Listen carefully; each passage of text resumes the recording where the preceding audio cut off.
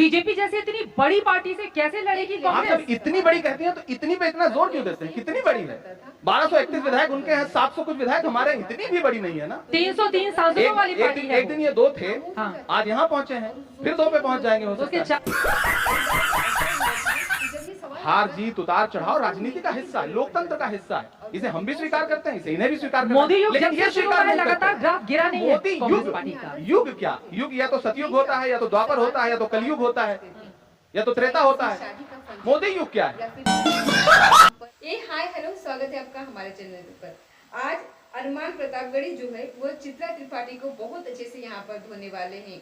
उन्होंने अपने अंदाज में आज चित्रा त्रिपाठी को ऐसे धोया जैसे कि आज इसकी दुकान बंद कराकर ही मानेंगे। यहाँ पर चित्रा त्रिपाठी राहुल गांधी को बार बार हार देने का ताना मार रही थी। इसी पर अरमान प्रतापगढ़ी जो होते हैं उन्होंने भी ऐसा छक्का मारा कि गोदी की चक्कर पर 12 बजा दिए हैं। यहाँ पर उन्हीं वीडियो को शुरू से अंत तक देखिएगा, क्योंकि इसमें सुधांशु और अरमान को दोनों को इसी तरीके से अच्छे से यहाँ पर धुलाई करी है।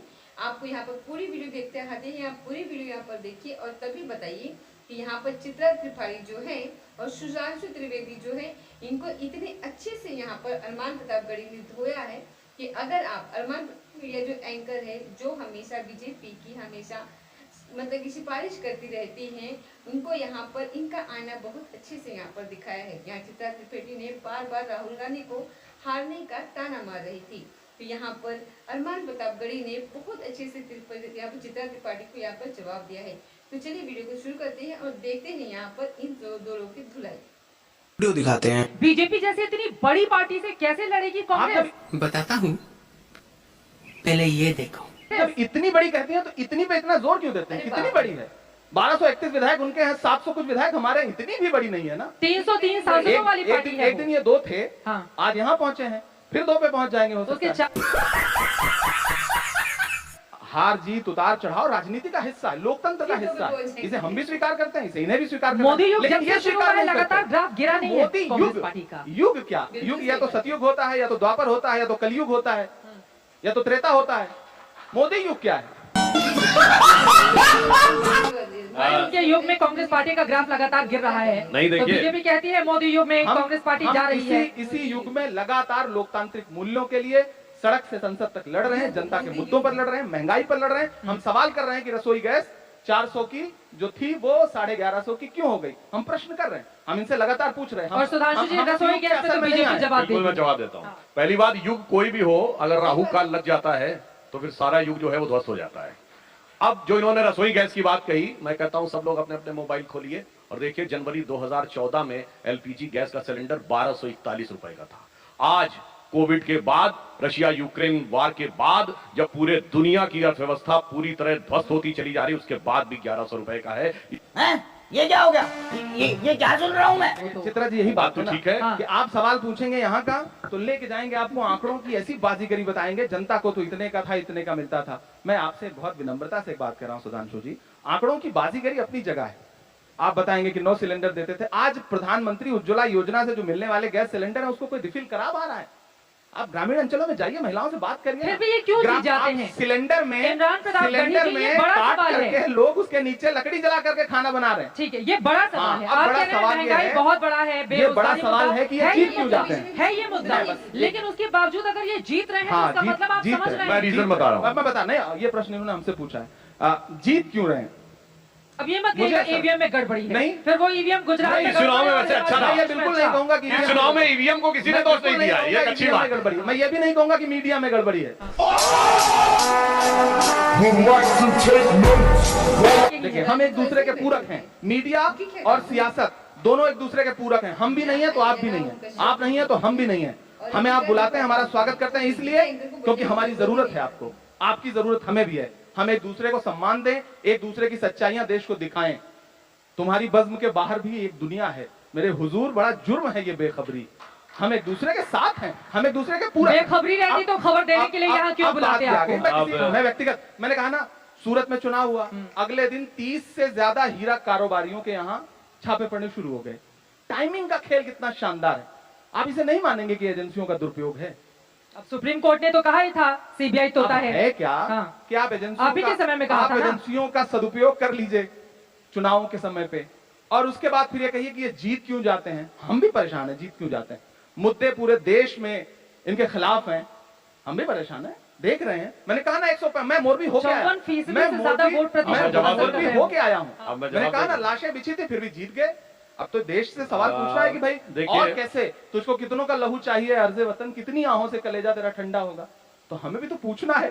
सुधांशु जी, देखिए, पहली बात तो मैं, इन्होंने आंकड़े की बात कही। आज के जमाने में सबके हाथ में फोन है, जाके चेक कर लीजिए। हमारे जमाने में कभी भी, सिर्फ 2020 कोविड का दौर छोड़ के, महंगाई की दर कभी डबल डिजिट में रही है, अटल जी के जमाने से लेकर मोदी जी के जमाने तक। और इनके जमाने में हमें ज्यादातर डबल डिजिट में रही है, 10% से ऊपर रही है। ठीक है, 2010-12 में ये बताइए महंगाई डायन खाए जाते किसके जमाने में बना था खाना? हमारे जमाने में बना था, हमारे जमाने में बना था, थी तभी तो और बना हमने था। बनने दिया था। महत्वपूर्ण बात यह है कि हमने बनने दिया था, हमने पाबंदी नहीं लगाई थी। आज तो स्थिति है कि कहा गया है, ये पाबंदी सुना लगा गया रहे है, हैं। कोई न बोले। गाली तो बक रहे हैं बैठ सुनिए के ना, सब लोग। सुनिए ना सुधांशु जी, अब मेरा कुत्ते टर्न की मौत और हिटलर की मौत बोल रहे हैं। मेरा टर्न, विक्टिम कार्ड मत खेलिए, बोलने दीजिए। कहा गया है, मिर्जापुर का वो पत्रकार याद है जिसने मिड डे मील वाली खबर चलाई थी, कितने दिन जेल में रहा था, पत्रकार था वो।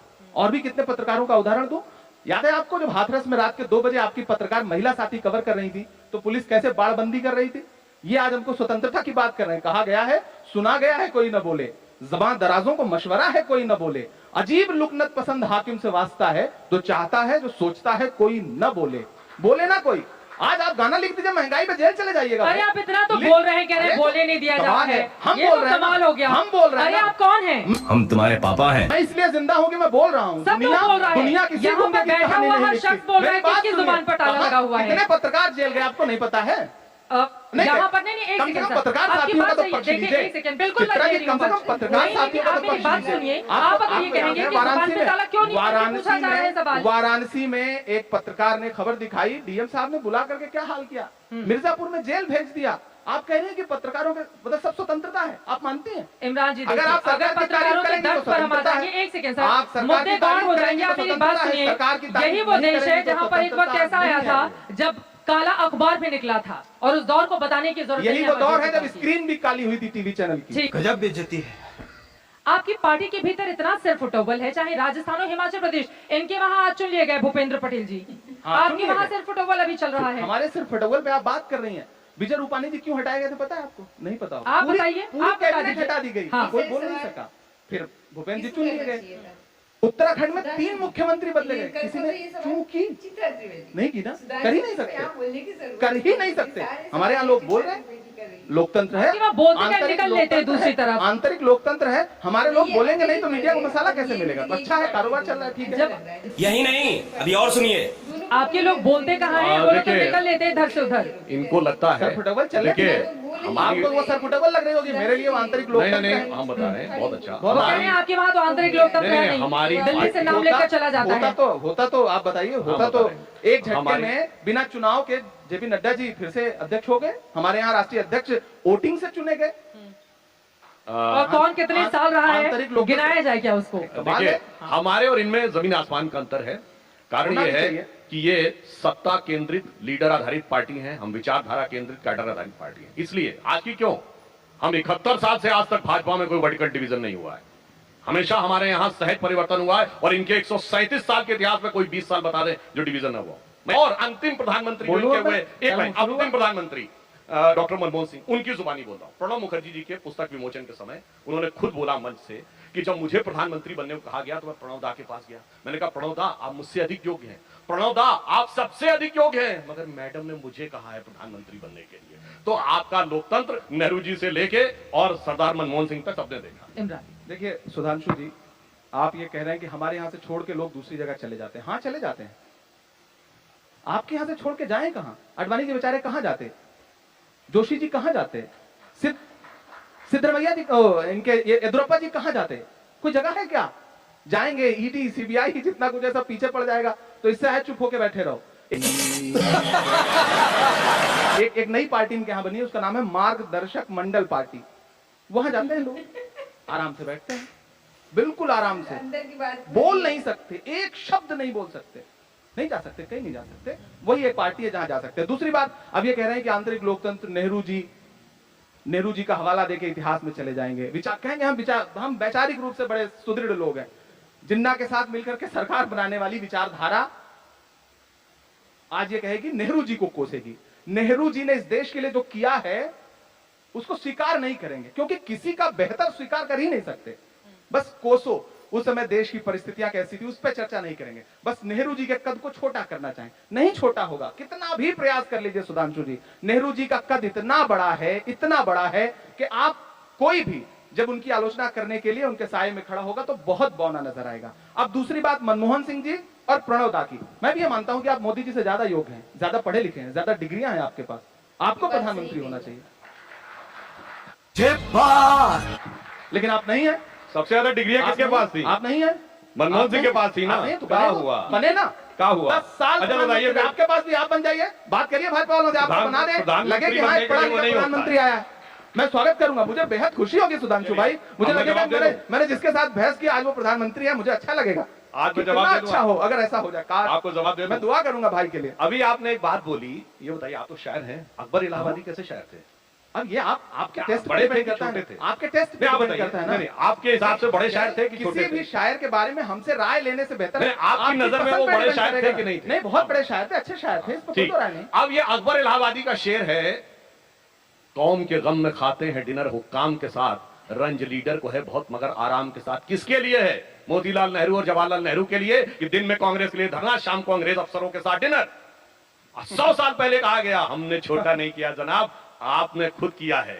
इसलिए हम ये कहना चाहते हैं कि इसीलिए मैंने एक शायर को बड़ा हल्का उदाहरण, कोई इसको हल्का उदाहरण, आप जैसे बौद्धिक आदमी से इतने हल्के उदाहरण की उम्मीद नहीं। अरे भाई, अब इनको भाई इतने बड़े हो गए कि अकबर इलाहाबादी हल्के नजर आने लगे। भाई साहब सुनिए, वो शेर सुनिए, अभी सुनिए, शुक्र है धन्यवाद। अकबर भी आपको अच्छे अभी लग से रहे हैं, उड़ने इलाहाबाद लगे भी अच्छा हवा लग में, रहा है। अभी तो शोहरत नई नई है। अरे वाह, शबीना जी का शेर सुनाएंगे आप? इसलिए मैं आपसे कह रहा हूँ, मैं अगर तो अगला आपको शेर उसमें सुना हल्के दूंगा, मेरा लगने कारोबार लगा। वही है। नहीं, मुझे मैं कोई इसलिए कह रहा हूँ कि आपका मैंने वही बताया।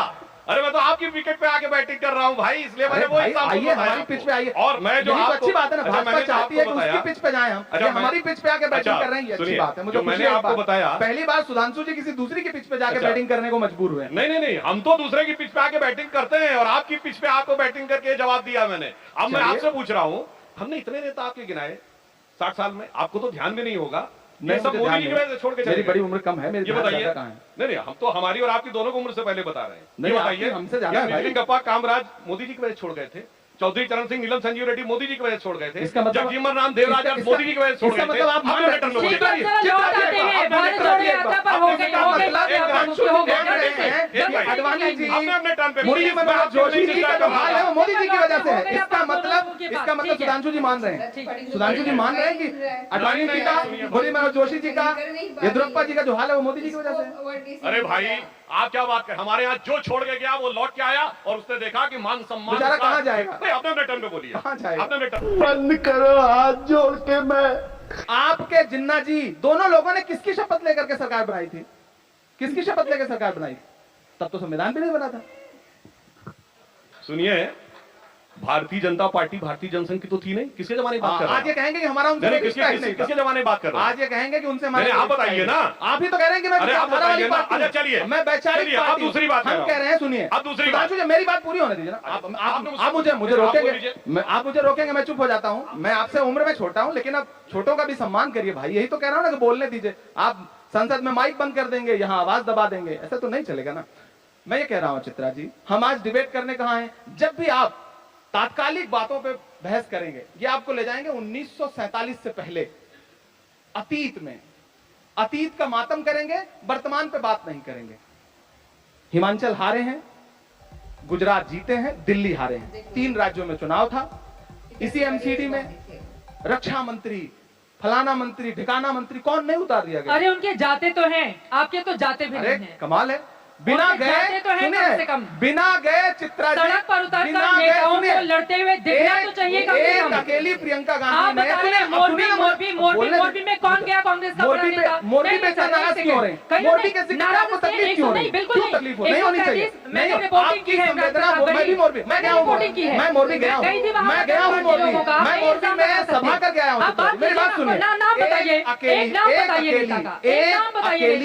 एक अकेली प्रियंका गांधी ने हिमाचल में, एक अकेली प्रियंका गांधी ने हिमाचल प्रदेश में कौन जाएगा कौन नहीं जाएगा ये आप थोड़ी निर्णय करेंगे, ये आप निर्णय नहीं करेंगे, ये हमारी पार्टी निर्णय करेगी। और इस पर आप बहुत उत्तेजित भी नहीं होंगे। मेरी बात सुनिए, मेरी बात सुनिए। कहाँ नहीं गए? अशोक गहलोत जी गए थे, जिस दिन ये हादसा हुआ उसी दिन विजुअल उठाइए। हमारे प्रदेश अध्यक्ष गए थे, अशोक गहलोत जी गए थे, उठाइए विजुअल, दिखाऊं आपको खोल के अभी। मोदी राहुल, एक सेकंड सर, पहले कि राहुल जी क्यों नहीं गए? प्रधानमंत्री से तो आप सीधे प्रधानमंत्री की बात पर सीधे राहुल गांधी को लेकर आते हैं, तो पूछा जाएगा ना पलट के इमरान प्रतापगढ़ी जी। हिमाचल प्रदेश में एक अकेली प्रियंका गांधी जी ने, इनके राष्ट्रीय अध्यक्ष, इनके प्रधानमंत्री जो कि हमारे प्रधानमंत्री भी हैं, बाकी पूरी इनकी कैबिनेट, सबको अकेले धूल चटाया कि नहीं चटाया? वहाँ के स्थानीय नेता, स्थानीय नेताओं ने भी। हाँ। लेकिन मजे की बात आपको बताऊं, मैं पूरे गुजरात में गया, गुजरात के मुख्यमंत्री का नाम ग्रामीण अंचल में किसी को पता ही नहीं था। विश्वास करिए, ये तो सच है, ये तो सच है। धन्यवाद। हाँ। आप, मुझे आपकी ये खूबी अच्छी लगती है। चित्रा जी में, तारीफ मत कीजिए। चित्रा जी में एक नेता उत्तर लोग प्रदेश तारीफ जिंदा करते है। हैं तो डर ही लगता है, तारीफ छोड़ मुझे दीजिए। अच्छा लगता है कि चित्रा जी में एक उत्तर प्रदेश जिंदा है जो ये कभी कभी सही बातों पर मुहर लगाती हैं। खुशी इस बात की। अब रही भारत जोड़ो, अब भारत जोड़ो यात्रा। अब यूपी चले गए आप, हिमाचल प्रदेश में जीत का क्रेडिट प्रियंका गांधी को। सबको दिया, इन्होंने आपको न्यूज दे दी, जीत का क्रेडिट प्रियंका गांधी को। सबको है। हाँ, 2 सीटें यूपी में आई हैं। यहाँ मजे की बात होता है, बहुत मजे की बात। मोदी जी गुजरात जीते तो आप ही ने टीवी चैनल, जितने सारे चैनल उठा के देख लीजिए, स्क्रीन पे सबसे बड़ी फोटो किसकी है? मोदी जी की। लेकिन हिमाचल हारे तो वहां किसकी फोटो लगाई गई? नड्डा जी की। कमाल है भाई। एमसीडी हारे तो किसकी फोटो लगाई गई? यहाँ के प्रदेश अध्यक्ष की। अब जवाब क्या चाहते हैं मतलब आप? जीत आप, किसकी फोटो लगनी जीत चाहिए? की क्रेडिट प्रधानमंत्री जी। हाँ। तो हार की क्रेडिट कौन लेगा? अरे गुजरात मैं जवाब उनका गृह राज्य है, गुजरात हार का गृह की कौन राज्य है, लेगा? वहाँ पर मोदी के हार नाम पर की चुनाव कौन लड़ा। लेगा? 50 नहीं, मैं किलोमीटर, जवाब दे रहा हूं। 30 किलोमीटर से ज्यादा का उन्होंने रोड हिमाचल शो में किसके किया। नाम पर चुनाव अरे था? 50 किलोमीटर का हाँ, मैंने देखा, अगले दिन मैंने देखा एम्बुलेंस को रास्ता दिया था। सबसे बड़ी खबर यही थी, मैंने देखा था उसे, एम्बुलेंस को रास्ता दिया था। आप मुझे बताइए चित्रा जी के, अरे काफी देर हो गई। अरे भाई आपने भी बहुत देर बोला था भाई। ठीक है, बोलिए। आप मुझे बताइए कि गुजरात उनका गृह राज्य है, गुजरात में उनकी फोटो लगी, उनके नाम पे चुनाव था। मैं प्रधानमंत्री जी का हिमाचल का भाषण सुनाऊं आपको, जिसमें वो कह रहे हैं कि हिमाचल वालों आप वोट देंगे तो नरेंद्र मोदी को मिलेगा। सुनाऊं? तो किसके नाम पे चुनाव था? प्रधानमंत्री जी के नाम पे चुनाव था। लेकिन जीत प्रधानमंत्री जी की, हार जेपी नड्डा जी की। और मोदी जी के लिए आप लोग कभी फूलों का हार लेके नहीं आए, घड़ा और वैमनस के अंगारों का हार लेके आए। सुधांशु जी की ये बात पूरी तरह झूठ है, मैं यही साबित कर दे रहा हूँ। ये कह रहे हैं कि हम उनके लिए हमेशा घृणा लेके आए। मधुसूदन मिस्त्री नहीं बोले थे। नरेंद्र मोदी जी को, महाराष्ट्र के आपके नेता अब्दुल शेख बोले। नरेंद्र मोदी जी को संसद में राहुल जी ने गले लगाया था कि नहीं लगाया था? अरे उसके बाद क्या किया था, तो बता दीजिए। बताइए ना क्या किया था? एक कहीं पहले लगाया था कि नहीं लगाया था? गले लगाया था कि नहीं लगाया? अरे आप चलिए, उसके बाद जो आग से काम कल किया मेरे था वो साथ बताइए। चलिए, चलिए हम आपको राहुल जी के गले लगवाते हैं। सुनिए, आप चलिए मेरे साथ, गले लगाएंगे राहुल जी आपको। कहीं बात से ज्यादा असर आंखों के इशारे का होता है, इसीलिए कहा गया एक कहीं बैनन, हाँ। अनेक कहीं और बैनन। जिनको- तो राहुल गांधी ने जो आंख से किया था उससे सब पता लग जानते गया। राहुल जी ने उस समय आंख से क्या कहा लगाया था? था? ठीक है, closing राहुल जी ने जल्दी अंत से। में क्या कहा था? सिंधिया जी को आंख से इशारा करके कहा था कि जाइए भाजपा में, आपकी जगह वहीं है। चलेगा। तो देखा दोस्तों, यहाँ पर जो है कि इतनी अच्छी डिबेट देखने को हमने यहाँ पर आपको दिखाई है। यहाँ पर जो है कि 3 लोग बैठे हुए थे, ठीक है। 3 लोग में चित्रा त्रिपाठी जो पत्रकार थे, और यहाँ पर अरमान गडकरी जो थे वो विपक्षी पार्टी थे, और यहाँ पर जो थे सुधांशु जी वाजपेयी थे। तो सुधांशु और अरमान गडकरी इन दोनों में बहस होनी थी, और यहाँ पर इन्होंने सवाल दोनों से दागने थे। लेकिन यहाँ पर तो अरमान प्रतापगढ़ी अकेले पड़ गए थे, और सुधांशु और चित्रा त्रिपाठी जैसे कि कोई एक पार्टी की हो, दोनों को दोनों मतलब उनको टारगेट कर रहे थे। अगर वो कोई सवाल करते हैं तो जरूरी नहीं है कि उसका सवाल का जवाब वो सुधांशु जी से उम्मीद करे, नहीं, उनका चित्रा जी जवाब देंगी, चित्रा जी उनको मतलब कवर करेंगी। सुधांशु जी को बोलने की यहाँ पे ज़रूरत ही नहीं थी। ये थी दोस्तों आज की खबर। मिलते हैं अगले किसी वीडियो के साथ, तब तक जय हिंद, जय भारत।